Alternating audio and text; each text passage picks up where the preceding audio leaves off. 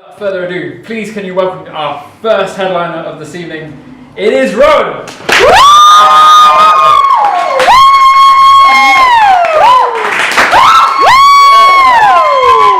Take your top off! Hi, I'm Rohan. I'm really tired, but I'm happy to be here. I've got a lot of the poems. I'm not very good on timing, so if I am going over, wave frantically at me, maybe even shout. I don't know. What do you think? I don't know. So I'm going to break the ice with some, observational humour. Anyone heard of Yelp? Yeah. That's right. I don't like Yelp reviews. I think they mostly are unhelpful and often misleading. Like this poem. Which I have named a typical Yelp review. What do I think? The chicken was unsatisfactory. The leaves were unwashed. They've put seeds on everything. The staff are utter pigs. Children are running amok. And the rabbit's so raw, it's hopping. All in all, it was a pretty uneventful day at the petting zoo. Right,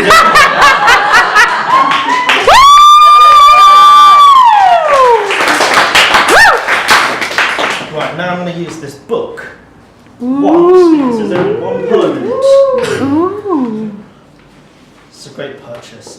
This one is about parties. It's an oldish poem. It's about parties and how people like to overhype parties when they know they don't host terribly good parties. And okay, it's not related to the party that you hosted. It's rather nice. I'm just going to begin. Hey, you should come to this party. Because this party is the best party on the block right now. This party will blow your socks clean off. It's got powerful lungs. This party endorses skinny jeans and man buns. This party makes all the other parties look so small. This party is like 20 fucking stories tall. It's bouncing wall to wall. In this party, you either make it big or lose it all. This party is profoundly drunk and incoherently sober. This party abseiled naked down the white cliffs of Dover for a dare. And this party even outdances Fred Astaire. This party makes self-deprecating jokes so it looks cool. And this party fixes broken hearts with a power tool. This party breaks the law, but it won't go quietly. This party represents an anarchist society. This party's got a touch of evil. It was sorted Slytherin. This party fucked your brains out, then ignored you at the gym.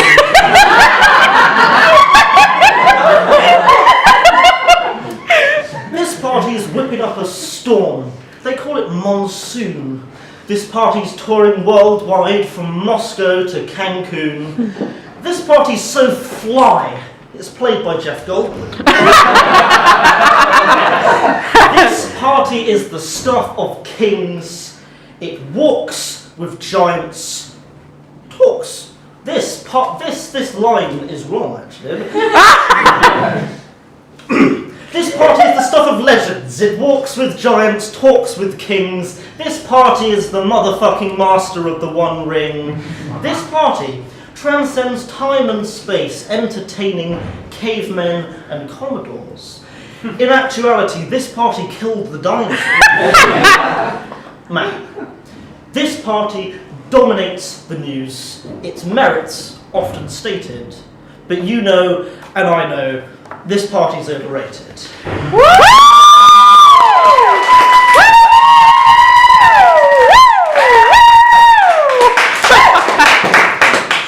This set is actually secretly a game show, and we're going to enter our first bonus round. This is the disregard your self-respect and write 3 haikus round. Okay. The first one is called Hot Gasoline Death. And it's not about this Kate. It's not about any Kate. It's just I'm just hypothetically picking Kate out of the hat. I've got nothing against you. Alright. It goes like this. When Kate lit the match, she didn't think of the oil she was bathing in. Poem number 2. This is the serious subject of envy, and what I was going to refer to is now gone, so I'll just make do. It's about shoes. That man has nice brogues, vintage leather, perfect shine. I buy shoes from Clark's. And the third haiku is advice that was given to me by a wise man at a hot dog stand. And it is called A Treatise on Hot Dogs.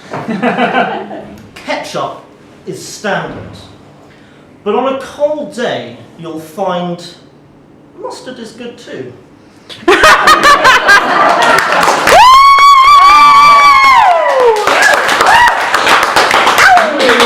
On the haiku bonus round, we're going to, this is a new poem. I think it's new, or either it's really old, so old it may as well be new. This is called Ronald, Cupid's least favourite arrow. It's about such themes as romance and mutilation. I will be playing Ronald. Hi there! Lovely day, isn't it? My name is Ronald, and I'm an arrow. And I'm heading straight for your heart. But don't worry about that. It's all part of Cupid's new love roulette. Just think about it. Everyone gets some love. For instance, you and you. Bam, bam. It's a happy ending. What's not to like? Oh, you're related.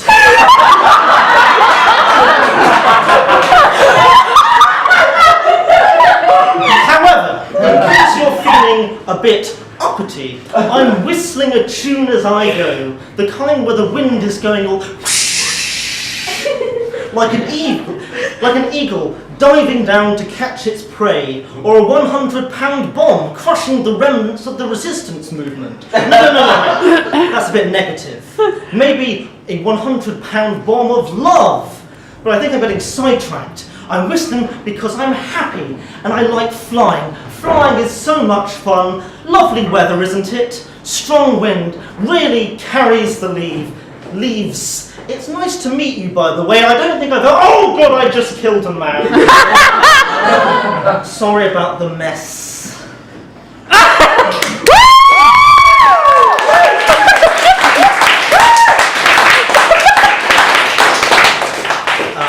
The next poem is a found poem, which means it's pieced together from newspaper clippings that I sort of cut out and sort of shuffled randomly and tried to make some sense out of them, which may or may not have happened.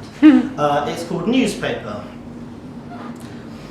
Wasps are hot and dangerous.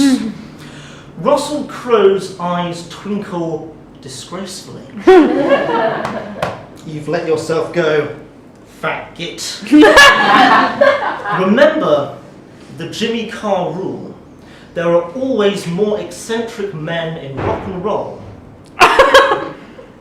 20 Naga Infinity chilies dissipate in the blink of an eye.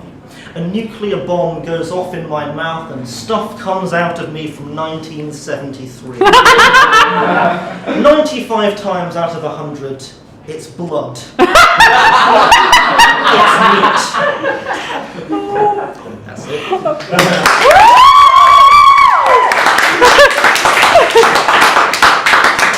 We'll move on to the edgy social commentary round. It's the second bonus round. This one is called Cutting Commentary on the Life and Times of This Nation. Thank you for your continued support, said the buttoned-up business executive. as he strolled out of the bank, armed with a grin and ready to pay for an overpriced prostitute in Soho. Edgy poem number 2. This is called Advanced Satire, aka What About Those Big Business Bastards? Suit says to suit, I've got your back. And suit replies, I knew you would. They go on to find great success in life.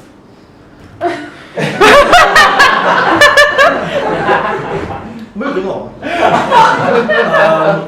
Some people say that I write too many poems about vegetables, so I thought I'd balance it out and write one about fruit. It's called The Almighty Plum. A plum is a plum, and yet they are so much more than that. They're versatile, bold. If you see someone walking down the street in a plum-coloured suit, regardless of your taste, you'd think, damn, they know what they're about. And that's what plum says about you: self-assurance, ambition, a real mould breaker. Some people say that plums come in different shapes and sizes, green ones, yellow ones. Do not believe these lies. They are imposters seeking to dilute the purity of the one true plum. Do you know what colour a plum is? Plum colour. I was in a supermarket and I saw a boy reaching for an apple, like so. I said, boy, put that apple down. He said, but... I said, you're wrong. Not all along. Don't you see? The plum is where you need to be in body and mind. Right now. Put it down. Unfortunately, according to the judge, that was deemed unsuitable evidence and I was sentenced for harassment.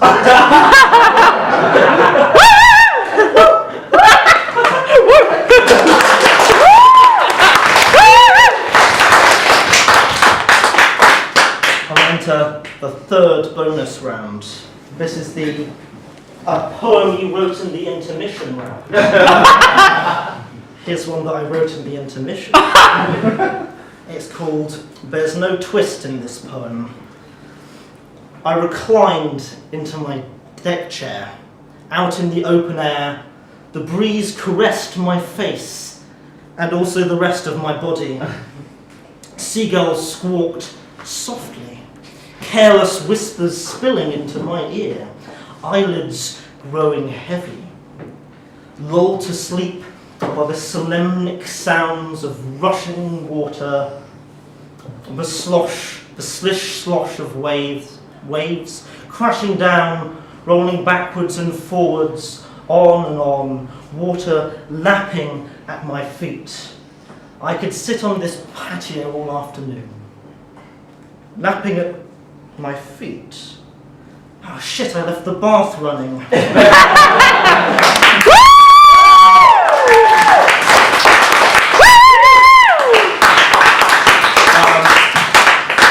One more. Okay, I'll end on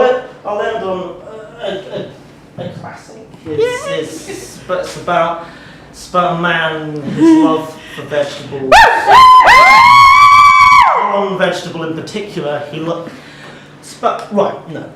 let's go. Mark likes asparagus.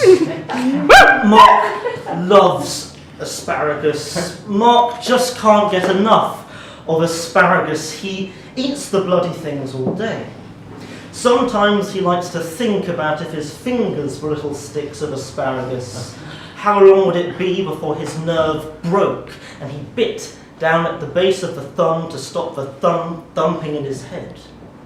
It follows him around, you know, that unmistakable odour oozing out of his pores, whose taste he adores. Mark doesn't have many friends. But